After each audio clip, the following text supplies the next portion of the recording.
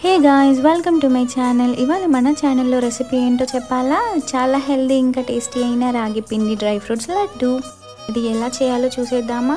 ముందుగా స్టవ్ పైన కడాయి పెట్టుకొని అందులో కొంచెం నెయ్యి వేసుకొని, నెయ్యి వేడిన తర్వాత అందులో రాగి పిండి కూడా వేసుకొని వేయించుకొని పక్కన ఉంచుకోవాలి. ఇప్పుడు అదే కడాయిలో బెల్లం తురుము వేసుకొని ఒకసారి కలిపి అందులో కొంచెం వాటర్ యాడ్ చేసుకొని పాకం వచ్చే వరకు మరిగించుకోవాలి.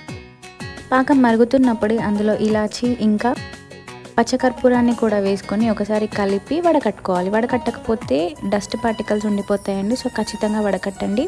ఇప్పుడు వేరే గిన్నె తీసుకొని అందులో మనం ముందుగా వేయించుకున్న రాగి పిండి ఇంకా డ్రై ఫ్రూట్స్ పౌడర్ కూడా వేసుకొని ఒకసారి కలిపి మన బెల్లం పానకంని అయితే కొంచెం కొంచెంగా వేసుకుంటూ కలపాలి. పాకం వేడిగా ఉన్నప్పుడే కలపండి, లేదంటే లడ్డూలు చుట్టుకోవడానికి రావు. ఇలా ముద్దగా అయిన తర్వాత లడ్డూలు చుట్టేసుకోవడమే, అంతే అండి. పిల్లలకి అయితే చాలా హెల్దీ రెసిపీ ఇది. ఖచ్చితంగా ట్రై చేసి ఎలా వచ్చిందో నాకు కింద కామెంట్ చేయండి.